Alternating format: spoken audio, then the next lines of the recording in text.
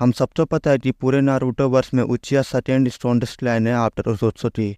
पर क्या आपको पता है कि उचिया क्लैन में ऐसे कौन से कैरेक्टर्स हैं जो कि सबसे ज़्यादा आज हम ऐसे उचियास के बारे में बात करने वाले हैं जो कि अपने क्लैन में सबसे ज़्यादा ताकतवर हैं। वीडियो शुरू करने से पहले मैं आपको बता दूं, हम इनमें सिर्फ उन्हीं कैरेक्टर्स को शामिल करेंगे जो हमें नारुतो और नारुतो शिपुंडेन में दिखाए गए हैं। तो हमारी लिस्ट में नंबर 7 पे आता है फुदातु उचिहा।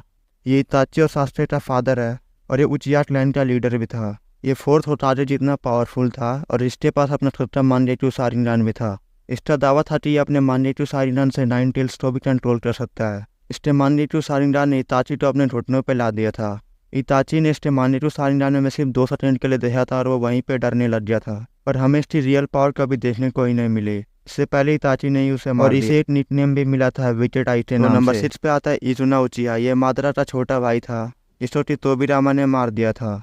ऐसा माना जाता है कि इसके पास भी मादरा के जैसे मांगेक्यू शारिंगान था और इसका मांगेक्यू भी मादरा के जितना ताकतवर था। इसके पास ही वो सारी स्किल्स थी जो मादरा के पास थे, और हमें इसके बारे में एनीमे में कुछ ज़्यादा बताया नहीं गया है। नंबर 5 पे आता है शिसुई उचिहा। ये इकलौता ऐसा उचिहा है जिसने कि अपने सिर्फ 10 साल की उम्र में अपना मांगेक्यू शारिंगान अवेक कर लिया था और इसने ही इताची को ट्रेन किया था। यह अपने टाइम का सबसे स्ट्रॉन्गेस्ट उचिहा था और इसके पास ही अपना ग्रीन कलर का सुसानो था। पर वो बात अलग है कि हमें इसका सुसानो की एबिलिटी कभी देखने को नहीं मिली। इसे एक निकनेम भी मिला था शिसुई दी बॉडी फ्लिकर।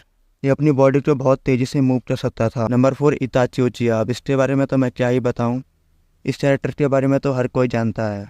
और हम ओबिटो तो हटा दे तो इताची अपने टाइम का सबसे स्ट्रॉन्गेस्ट उचिहा था।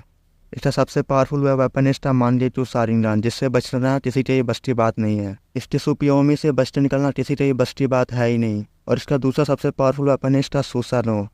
इसके सुसानो के पास दो बहुत ही पावरफुल वेपन्स हैं, जैसे कि तोत्सुका ब्लेड। इससे कि किसी भी अटैक को रिफ्लेक्ट कर सकता है और किसी को भी अपने तोत्सुका ब्लेड की मदद से सील कर सकता है, जैसा कि उसने उरोचिमारू को सील किया था। अगर इसे अपनी बीमारी नहीं होती तो यह मादरा उचिहा को भी सरपास कर चुका होता। 3 ओबिटो उचिहा। ये वैसे तो पहले एक लूजर था, पर जब इसने मादरा के अंडर में ट्रेनिंग ली तो ये 4th होतागे के लेवल तक पहुंच गया। इसने सिर्फ 14 साल में अपने मांगेक्यू शारिंगान से 9 टेल्स को कंट्रोल कर लिया था और ये सिर्फ 14 साल तक था जब इसने मिनाटो से फाइट की थी।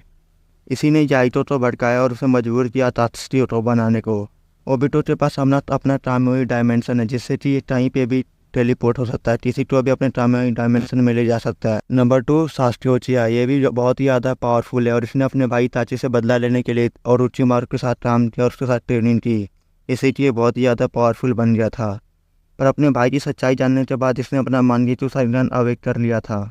इताची और ओबिटो से भी ज़्यादा पावरफुल बन गया जब इसने अपने रीनेदान को अवेक किया। इसने अपने रीनेदान की मदद से सभी टेल बिस्टो को अपने कंट्रोल में ले लिया था और अपने रीनेदान की मदद से किसी भी डायमेंशन में टेलीपोर्ट हो सकता है और किसी को भी टेलीपोर्ट करवा सकता है। तो नंबर 1 पे आता है ghost of the Uchiha Madara Uchiha. ये पूरे उचिहा क्लैन का सबसे स्ट्रॉन्गेस्ट कैरेक्टर है और इसने सबसे पहले अपने मांगेक्यू शारिंगान से मन की मदद से 9 टेल्स को कंट्रोल किया था। फिर इसने यही कला ओबिटो को भी सिखाई थी। बहुत ही ज़्यादा हाई स्किल्ड शिनोबी था जिससे टक्कर लेना सिर्फ हाशिरामा के बस की बात थी। हाशिरामा के अलावा ऐसा कोई भी नहीं था जो इसे हरा सके और ये पहला ऐसा शिनोबी था जिसने अपना इटर्नल मांगेक्यू शारिंगान अवेक किया था। तो ये थी उचिहा क्लैन के 7 सबसे स्ट्रॉन्गेस्ट कैरेक्टर्स।